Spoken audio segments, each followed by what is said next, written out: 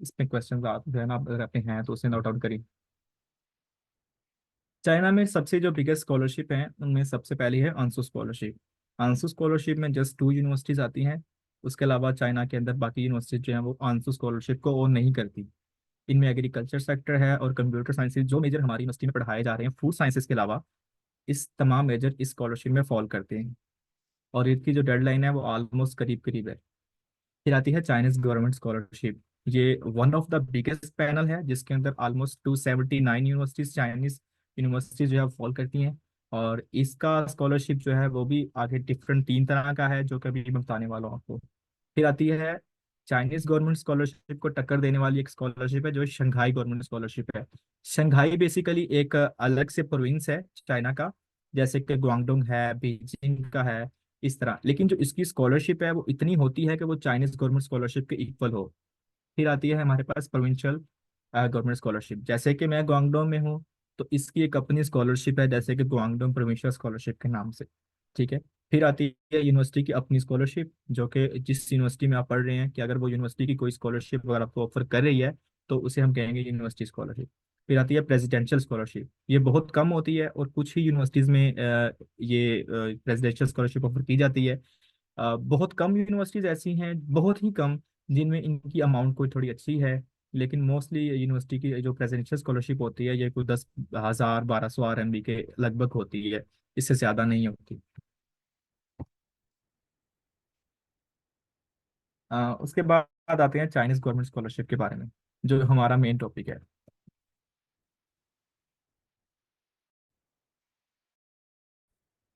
Eligibility requirement में आपको एक इंटरनेशनल होना चाहिए, आप चाइनीज ना हो। आप चाइना में सिर्फ एक ही स्कॉलरशिप के लिए अप्लाई अगर आपकी लग जाती है, जैसे कि मैं यहाँ पे under Chinese government scholarship study कर रहा हूँ। तो अगर मैं शंघाई गवर्नमेंट के लिए अप्लाई करना चाहूँगा अभी, तो मैं उसके लिए नहीं कर सकता। हाँ, इस सेंस में कर सकता हूँ कि जैसे अभी मैं मास्टर्स में हूँ तो मैंने पीएचडी में स्टडी करनी है, तो मैं चाहे संघाई गवर्नमेंट या आंसू वगैरह के लिए स्टडी कर रहा हूँ। लेकिन अगर एक स्कॉलरशिप ले रहा हूँ तो मैं दूसरी स्कॉलरशिप को जो है वो नहीं रिसीव कर सकता या नहीं उसे ले सकता। अब मिनिमम एज रिक्वायरमेंट, अगर आप तो अंडर ग्रेजुएट के स्टूडेंट्स हैं और आप सॉरी इंटरमीडिएट के स्टूडेंट्स हैं और आपके पास इंटरमीडिएट का जो है वो सनद है और आप अप्लाई करना चाहते हैं, तो आपके लिए ऑप्शंस हैं। लेकिन उसमें थोड़ी सी जो है वो आपके लिए नंबर ऑफ स्कॉलरशिप के चांसेस वो बहुत कम होते हैं। अगर आप मास्टर्स के स्टूडेंट हैं, आप मास्टर्स के लिए अप्लाई करना चाह रहे हैं, या बैचलर्स का आपका लास्ट सेमेस्टर या 7th सेमेस्टर चल रहा है और आप इसमें स्कॉलरशिप अप्लाई करना चाह रहे हैं, तो आपकी एज 35 से कम होनी चाहिए। और सेम फॉर पीएचडी, आपने अगर पीएचडी के लिए अप्लाई करना है तो आपकी एज 48 से कम होनी चाहिए। मिनिमम क्वालिफिकेशन में, अगर आप बैचलर के लिए अप्लाई कर रहे हैं तो आपके पास उसके लिए मास्टर्स के लिए कर रहे हैं तो बैचलर की डिग्री, अगर पीएचडी के लिए कर रहे हैं तो मास्टर्स की डिग्री होनी चाहिए। अब चाइनीज गवर्नमेंट स्कॉलरशिप में अगर मैं बताऊं तो इसमें 3 तरह की टाइप्स हैं, जिसे हम टाइप ए कहते हैं, टाइप बी कहते हैं और टाइप सी कहते हैं।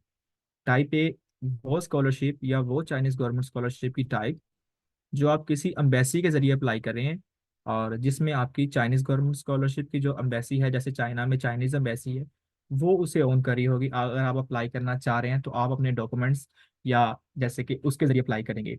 और सेकेंडली, जैसे कि एचईसी के जरिए देखते हैं हम कि डेडलाइन चल रही होती है कि जी आप एचईसी के जरिए अप्लाई करें, और वो बाद में एक शायद गेट या हैट टेस्ट लेते हैं, तो फिर उसमें से आपको सिलेक्ट करते हैं और फिर आपको फर्दर यूनिवर्सिटीज में भेजा जाता है, तो वो टाइप ए में आ जाता है। अब टाइप बी वो स्कॉलरशिप है जिसके ऊपर मैं स्टडी कर रहा हूँ, और इसके अंदर आप भी स्टडी कर सकते हैं। आपको इस पे खुद अप्लाई करना होता है, खुद ही प्रोफेसर ढूंढना होता है, खुद ही यूनिवर्सिटी सर्च करनी होती है, खुद ही डॉक्यूमेंट्स को भेजना होता है। सब काम आपने खुद करने होते हैं। लेकिन इस मेजर की या सॉरी इस स्कॉलरशिप की टाइप का मजा क्या है कि इसमें नंबर ऑफ स्कॉलरशिप्स बहुत ज्यादा होती हैं।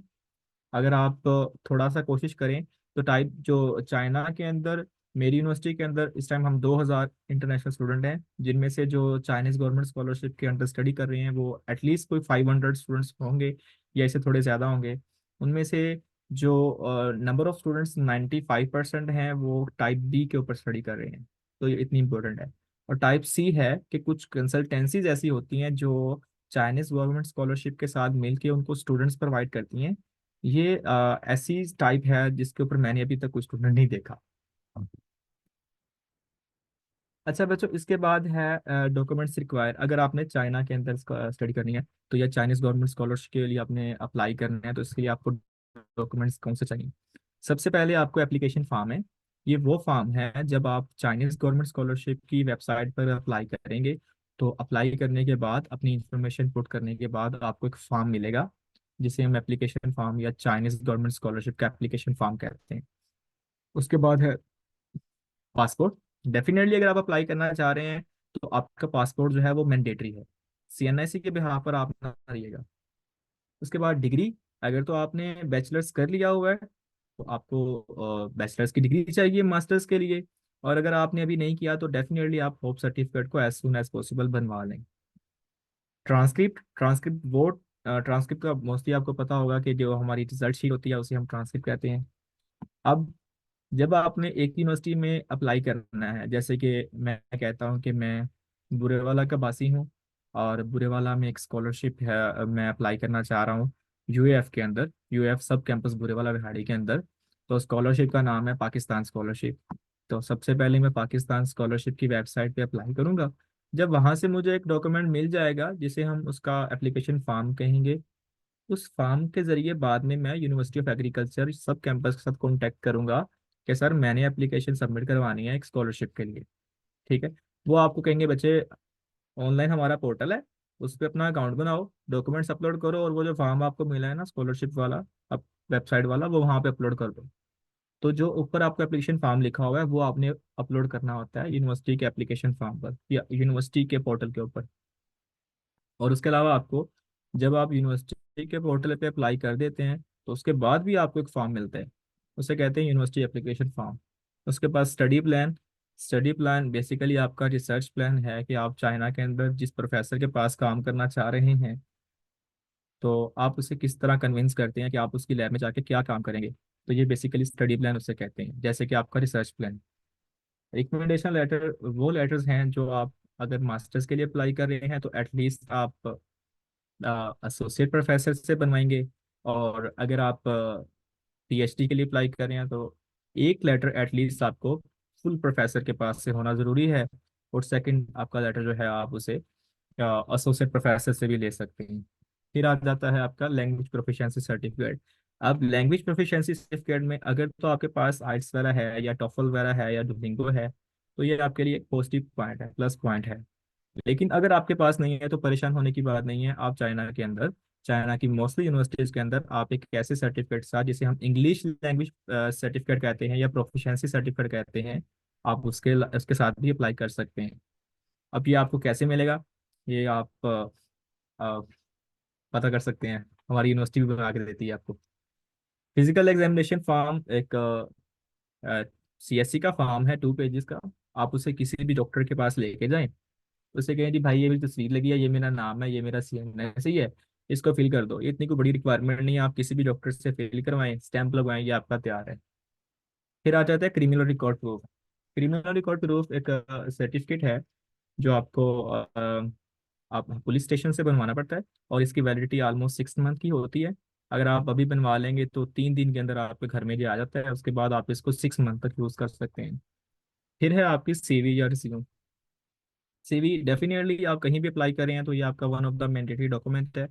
तो ये जितना अच्छा होगा मुझे लगता है उतना ही आपके लिए, आपके स्कॉलरशिप के चांसेस ज्यादा है। ये डेफिनेटली अवार्ड्स प्राइजेस सर्टिफिकेट्स आपके पास जो भी है, पुलिस पेपर्स हैं, जो कुछ भी है, वो आपके लिए एक प्लस पॉइंट है। अब आप चाइना में स्पेशली चाइनीज गवर्नमेंट स्कॉलरशिप को अप्लाई करें ही क्यों, आप कहीं और या किसी और स्कॉलरशिप को क्यों ना करें। सबसे पहली बात है कि आपकी रजिस्ट्रेशन फीस, कि अगर आप चाइना में अप्लाई करते हैं तो हर यूनिवर्सिटी की एक एडमिशन फीस होती है। चाइनीज गवर्नमेंट स्कॉलरशिप पे स्टडी करने से आपको किसी तरह की कोई फीस पे नहीं करनी पड़ेगी, रजिस्ट्रेशन फीस। अभी जो रजिस्ट्रेशन फीस जो सेल्फ फंडेड होते हैं बच्चों, जो सिर्फ और सिर्फ अपने बिहाफ पे अपने पैसे पे पढ़ना चाहते हैं, तो ये फीस भी लाखों में होती है। तो ये भी आपको पे करने की जरूरत नहीं है। फिर है अकोमोडेशन। जैसे कि अभी जैसे मैं ग्वांगचो में रह रहा हूँ या नुमान भाई बीजिंग में रह रहे हैं, तो अकोमोडेशन जो है आपको यूनिवर्सिटी ही प्रोवाइड करती है, चाहे वो आपको यूनिवर्सिटी के हॉस्टल में प्रोवाइड करे और चाहे आपको यूनिवर्सिटी आपको कहीं रेंट आउट करके दे। जैसे कि मैं इस टाइम जिस लोकेशन पे बैठा हूँ, इस रूम का जो रेंट है वो 2 लाख जो प्लस है पाकिस्तानी, लेकिन मेरी यूनिवर्सिटी ने मुझे ये रेंट आउट करके दिया हुआ है, तो वो पे करती है। और अगर यूनिवर्सिटी हॉस्टल है तो फिर तो बहुत बहुत अच्छा है।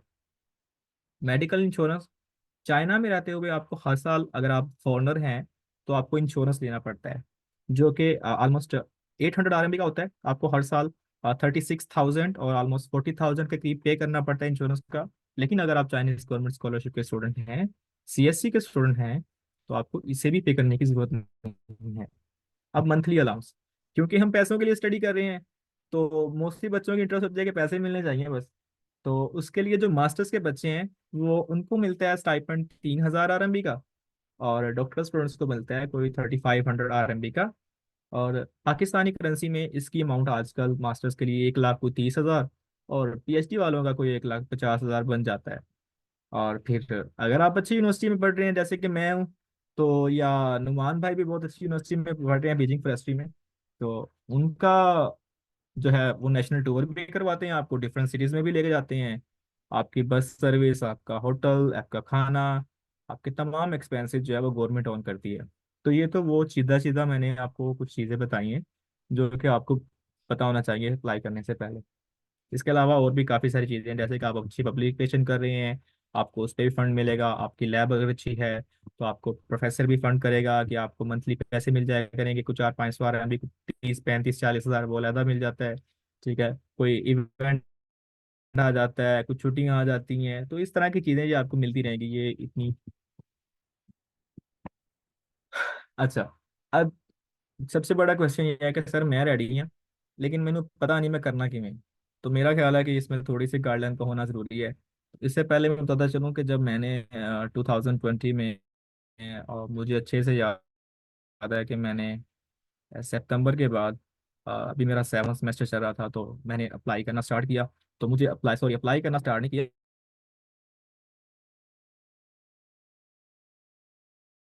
बिल्कुल नहीं पता। मैं समझता हूँ कि शायद आप मुझसे ज़्यादा चीज़ों को जानते होंगे। मुझे ईमेल भी लिखना नहीं आती थी, मुझे ईमेल भी टाइप करना। मैं यहाँ पे बैठा हूँ और उन्होंने अपने हाथ,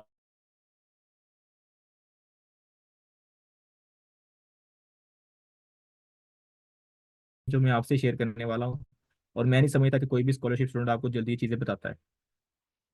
सबसे पहले अगर आपने स्कॉलरशिप को स्टार्ट करना है, तो आप वेल श्योर हो जाएं कि आपकी लगनी लगनी है इंशाल्लाह। सबसे पहले आपने ज्वाइन करनी है फेसबुक ग्रुप्स। कुछ फेसबुक पे ग्रुप्स ऐसे हैं जो आपको ज़रूर ज्वाइन करना चाहिए, जैसे कि चाइनीज़ गवर्नमेंट स्कॉलरशिप के नाम से कुछ ग्रुप्स हैं। उसके बाद अगर आप सर्च करें CSC 2024 या CSC 2025, इस तरह के कुछ ग्रुप्स हैं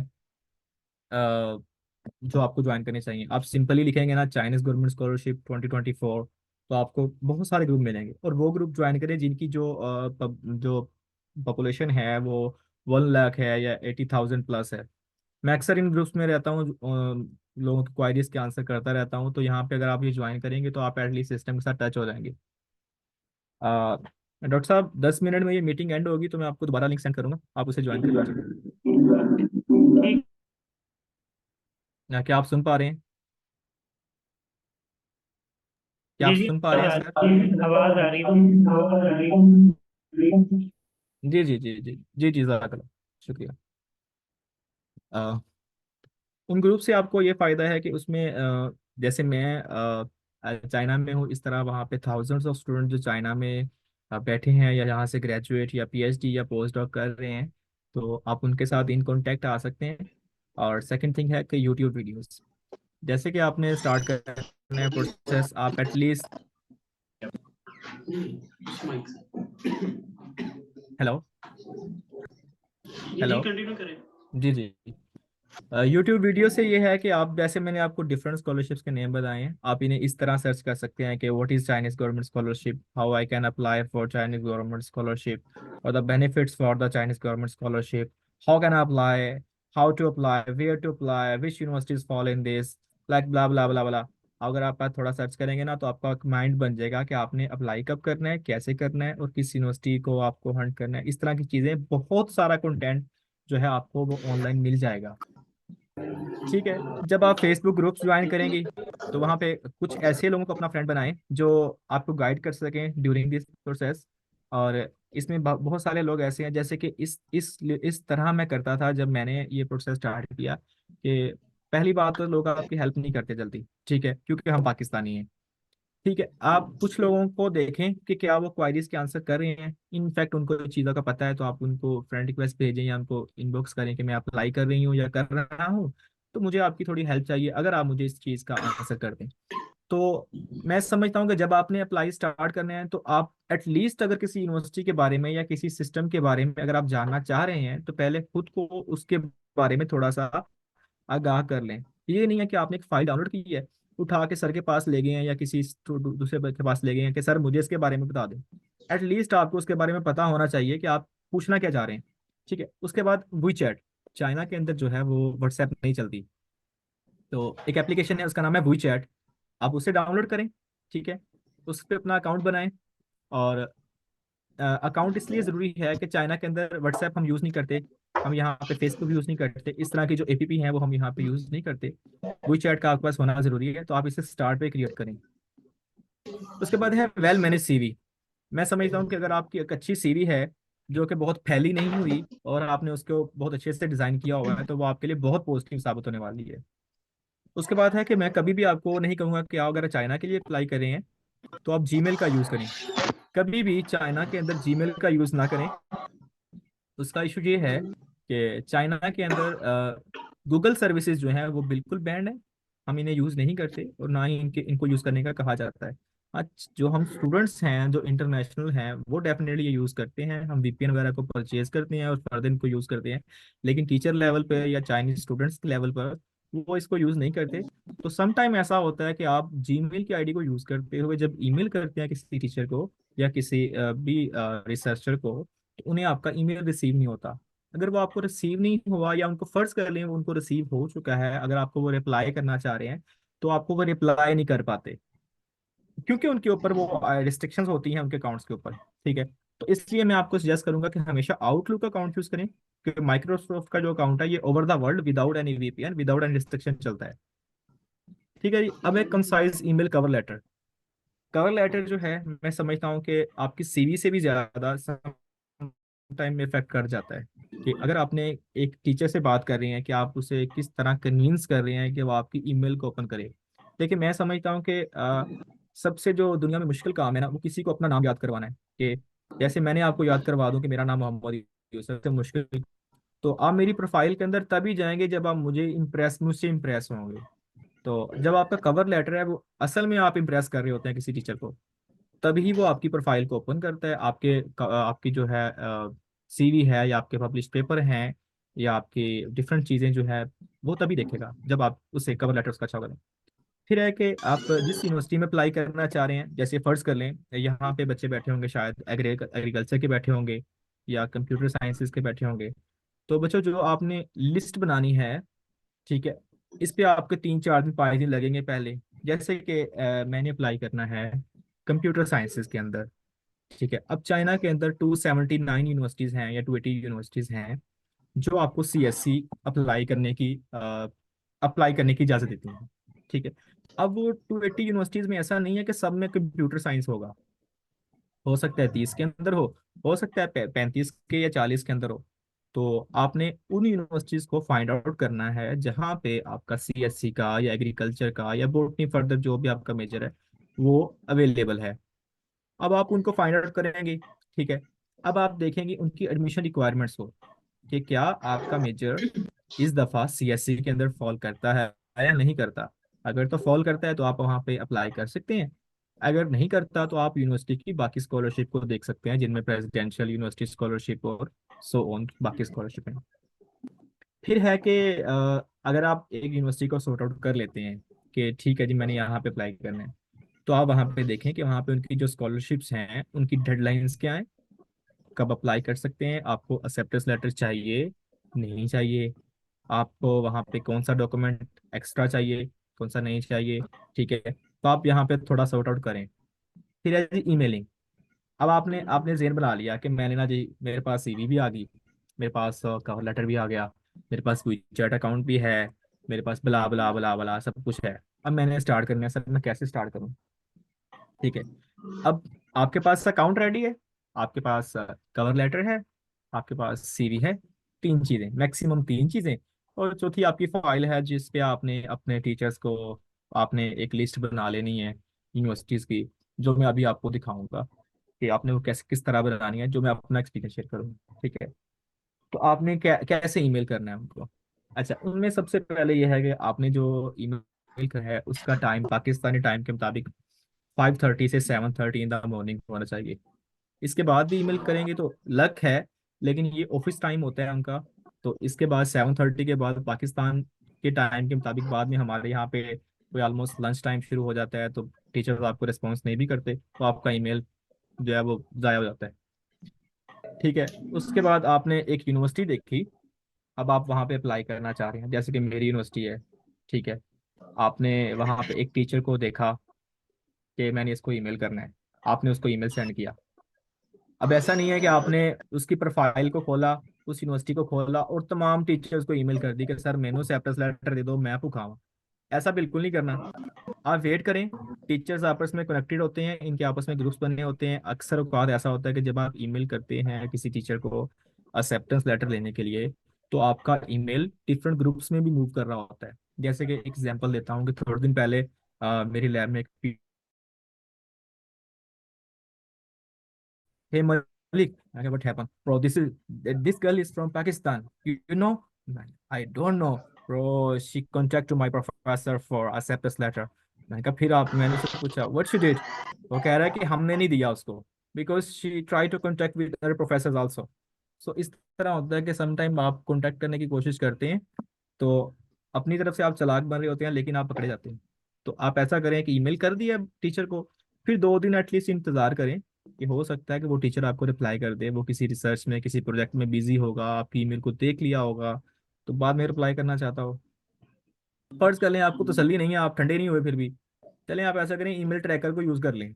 ईमेल सेंड की, ट्रैकर में आ गई, टीचर ने अगर देखी है तो आपको तसल्ली हो जाएगी कि टीचर मेरी ईमेल देख रहा है एटलीस्ट। ठीक है, उसके बाद आपने वेट किया 1 से 2 दिन, आपको रिस्पॉन्स नहीं आया, नो वरीज, परेशान ना हो।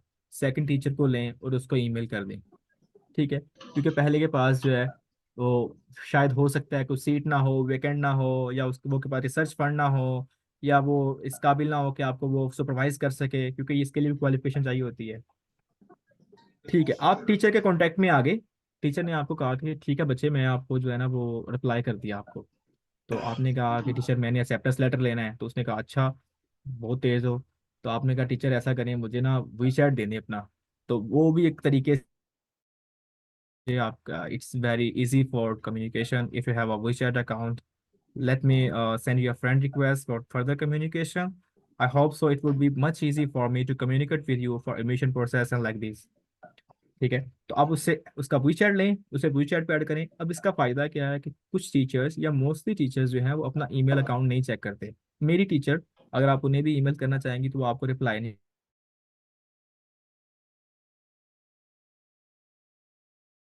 दें, 2 ईमेल्स दें।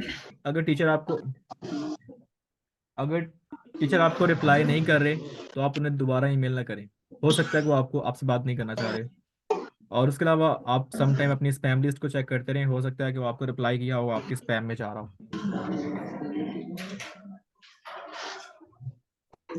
ठीक है, अब यहाँ पे कुछ लिंक्स हैं जो मैं आपसे शेयर कर रहा हूँ, जो कि आपको ड्यूरिंग सीएससी स्कॉलरशिप आपको चाहिए होंगे। इसमें से सीएससी गाइड ऑफिशियल एक वेबसाइट है, इसमें आपको बहुत ज़्यादा इन्फॉर्मेशन, सम टाइम तो ऐसा होता है कि आपको फैकल्टी की लिस्ट पूरी मिल जाती है, यूनिवर्सिटी की लिस्ट पूरी मिल जाती है, प्रोफेसर्स के लिंक्स मिल जाते हैं, हर तरह की इन्फॉर्मेशन आपको इस वजह मिल सकती है। फिर है शंघाई रैंकिंग। शंघाई रैंकिंग में आप डिफरेंट यूनिवर्सिटीज़ को देख सकते हैं, उसमें कौन कौन सा मेजर है वो देख सकते हैं, उस यूनिवर्सिटी की रैंकिंग क्या है, उसकी वर्ल्ड वाइड रैंकिंग क्या है वो आप देख सकते हैं। कैंपस चाइना, ये एक ऑफिशियल वेबसाइट है, इसके अंदर भी आपको बहुत ज़्यादा इन्फॉर्मेशन सीएससी की मिल सकती है।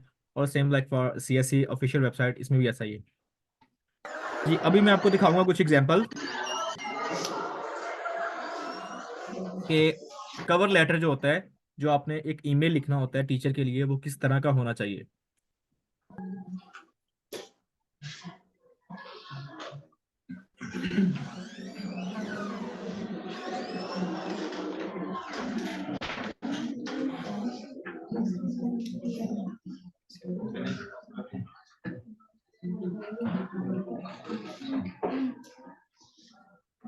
सर क्या स्क्रीन देख पा रहे हैं आप मेरी। जी। आ रही ना? जी। ये एक वर्ड फाइल ओपन है आपकी तरफ, वर्ड फाइल नजर आ रही है आपको? यस। जी जी। थोड़े दिन पहले एक स्टूडेंट ने मुझसे रब्ता किया और उसने मुझे कहा कि मैंने एक ईमेल लिखा है टीचर के लिए, तो क्या आप मुझसे रिव्यू कर देंगे? तो थोड़ा सा मैं आपसे शेयर करना चाहता हूँ कि उसने उसने किस तरह की ईमेल लिखी थी। उसने कहा जी, डियर प्रोफेसर वू कमिंग, I hope this letter finds you well in good health and high spirits.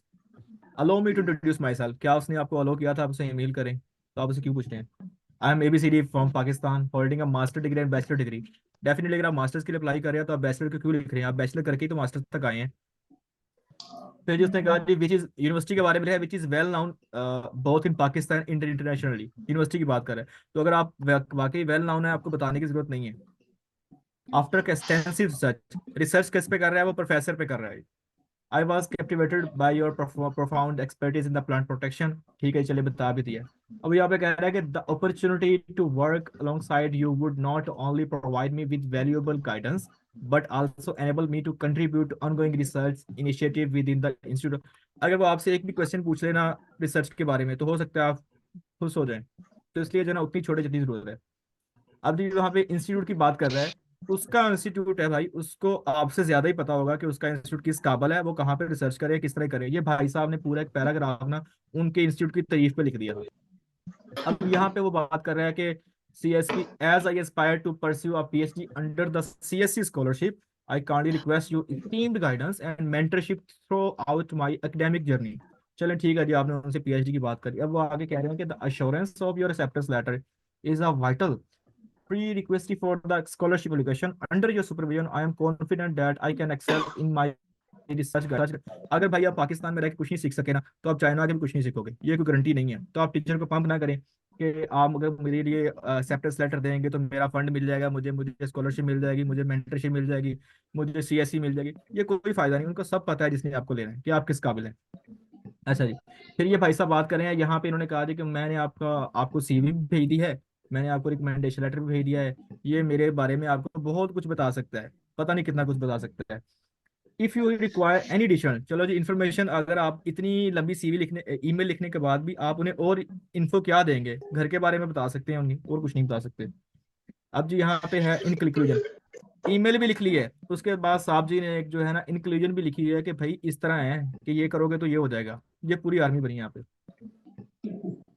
अब मैं आपको दिखाता हूँ कि आपका जो है जो है वो जो है आपकी किस तरह का ही होना चाहिए।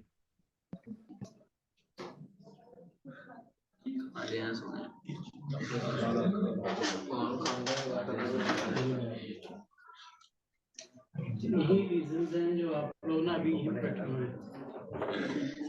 हम उसका कमेंटिंग से तो परहेज कर लिया करें। सर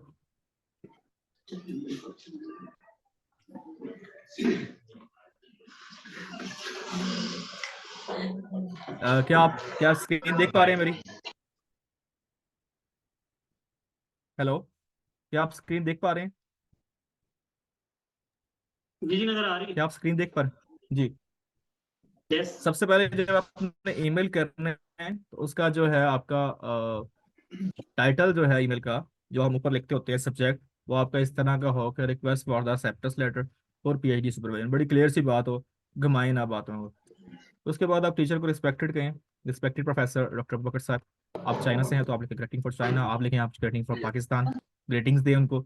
आप उन्हें बताएं कि I hope this message finds you well. I am Mohammed Yusuf, currently pursuing a master degree in food science and engineering at the school South China University of Technology, Guangzhou, China. Your impactful contribution to the field of research on fermented। अब यहाँ पे ये email इस तरह की लिखी हुई है कि जस्ट आपने यहाँ पे अपनी जो टीचर की रिसर्च है जिस पे आप ईमेल करना चाह रहे हैं, आप उसे सिर्फ वो पेस्ट करेंगे, इसके अलावा कुछ भी चेंज करने की जरूरत नहीं है। ये इतनी मैंने इस तरह की लिखी हुई है। देखिए यहाँ पे, on fermented dairy products processing technology have caught my attention given the alignment of our research interest. I am eager to conduct my PhD research under your guidance. I hope to be graduate in 2024. I have attached my CV and published paper for your convenience. Your favorable response in the form of an acceptance letter would greatly assist my application for provincial university scholarship and including Chinese government scholarship.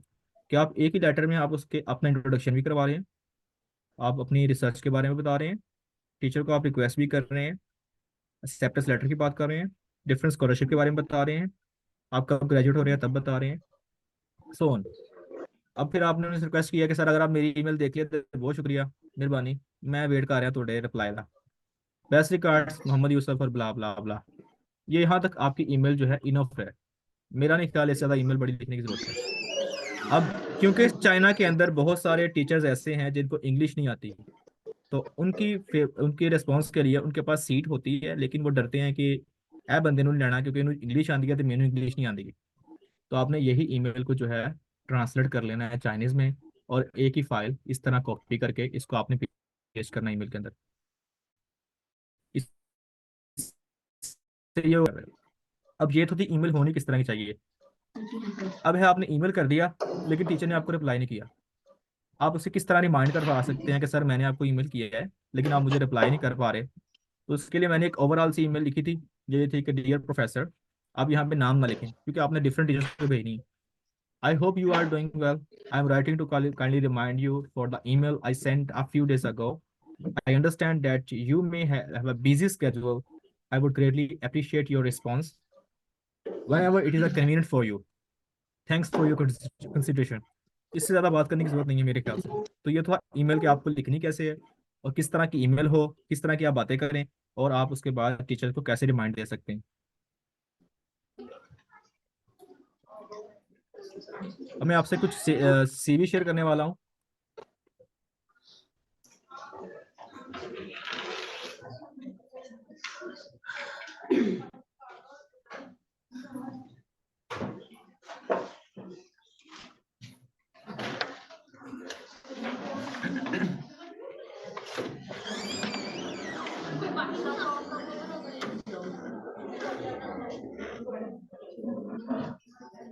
ये है different university के link.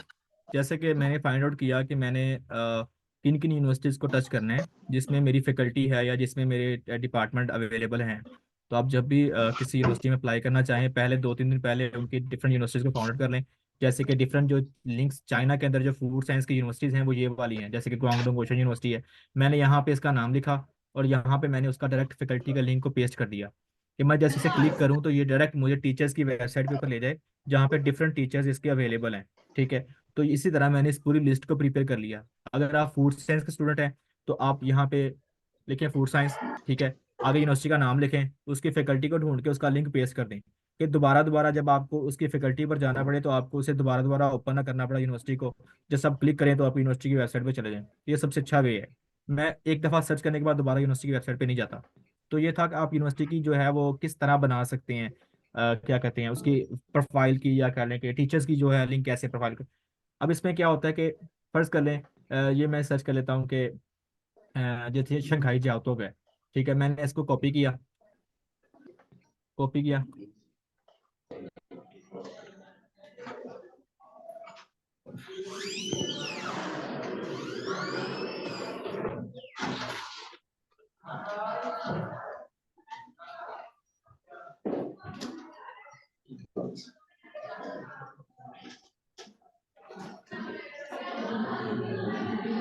Hello, hello. जी जी, आवाज आ रही। ये आपकी तरफ से ना शोर बहुत ज्यादा लग गया सर।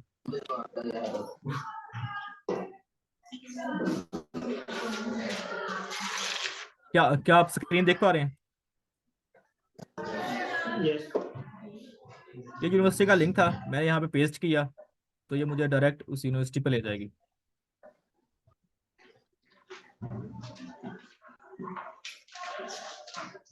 फोन करो भाई, नेट ही बड़ा स्लो है। ये देखें, अब मैंने सिर्फ यूनिवर्सिटी का लिंक डाउनलोड करके रखा हुआ है। सर ये थोड़ा ना दरवाजे को बंद करिएगा, ये ना बहुत ज़्यादा आवाज़ आ रही है। ये, थैंक यू।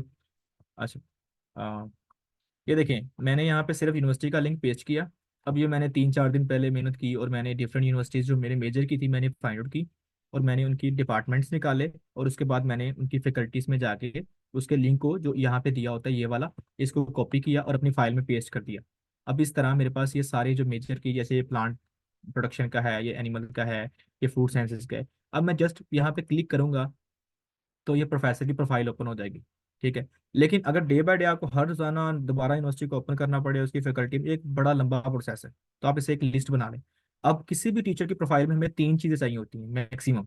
सबसे पहले उसका नेम, जो हमने उसको मुखातिब करना है, उसकी ईमेल आईडी, ये लिखी हुई है दो चीजें, और थर्ड है ये उसकी रिसर्च इंट्रोडक्शन, ये वाली, रिसर्च इंटरेस्ट। अगर तो आप मास्टर्स के लिए अप्लाई कर रहे हैं ना, तो बच्चों आपको घबराने की जरूरत नहीं है। आप किसी भी टीचर को ईमेल कर सकते हैं, क्योंकि पाकिस्तान में सब चलता है। और अगर आप पीएचडी के लिए कर रहे हैं, तो जो आपकी मास्टर्स की रिसर्च है, आपको उसके मुताबिक टीचर्स को देखना होता है। तो आप इस चीज़ के बिहाफ पर ईमेल भेज सकते हैं। तो ये तो एक ठीक टीचर्स को देखते कैसे हैं। तीसरा है ये शंघाई रैंकिंग, ये वाली वेबसाइट है जो मैंने आपको दिखाई। यहाँ पे आप जो देख सकते हैं कि एकेडमिक रैंकिंग वर्ल्ड यूनिवर्सिटी जैसे हैं, और global ranking of academic subjects. आप डिफरेंट सब्जेक्ट्स को देख सकते हैं कि अगर आप कंप्यूटर साइंस में अप्लाई करना चाह रहे हैं, तो कंप्यूटर साइंस चाइना में किन किन यूनिवर्सिटीज़ में हो रहा है। तो आप सीधा उनका नाम दे के उस यूनिवर्सिटी को खोलेंगे, उसकी फैकल्टी निकालेंगे, और वहाँ के टीचर्स को ईमेल करेंगे। एक तो ये वेबसाइट है। दूसरी है ये सीएससी गाइड ऑफिशियल। यहाँ पे आपको application procedure, different documents, updated list, CSC application form कौन से हैं 24 के, लिस्ट ऑफ यूनिवर्सिटीज फैकल्टीज, हर तरह की आपको इन्फॉर्मेशन इस वेबसाइट से भी मिल जाती है।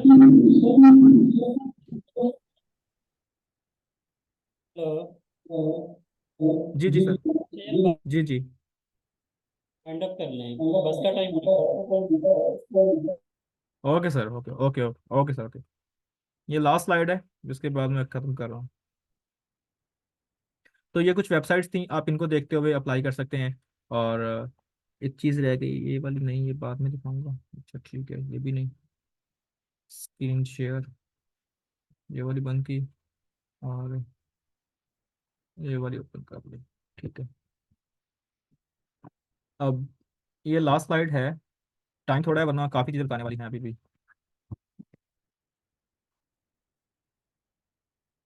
अच्छा, अब इसमें आप स्टार्ट कैसे कर सकते हैं प्रोसेस को, सारे प्रोसेस को। ये मेन चीज़ थी सबकी। सबसे पहले आपने डिफरेंट यूनिवर्सिटी को ढूंढना है, उसके अंदर अपना मेजर ढूंढना है।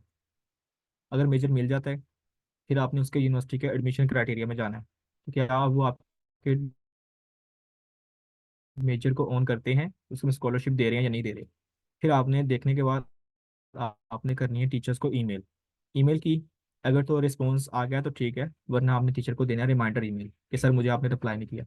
अब रिस्पॉन्स आ गया, टीचर आपसे कहता है कि मैंने आपका इंटरव्यू करना है, आप इंटरव्यू दें। अगर तो इंटरव्यू के बगैर आपको एक्सेप्टेंस लेटर दे रहा है तो बहुत गुड है, नहीं तो आप इंटरव्यू दें। फर्स्ट कर लें उन्होंने आपको एक्सेप्ट कर लिया, वो आपको एक इशू करेंगे लेटर, जिसे कहते हैं एक्सेप्टेंस लेटर। फिर आपने अपने डॉक्यूमेंट्स को प्रिपेयर करना है, जो भी चाहिए सीएससी के लिए।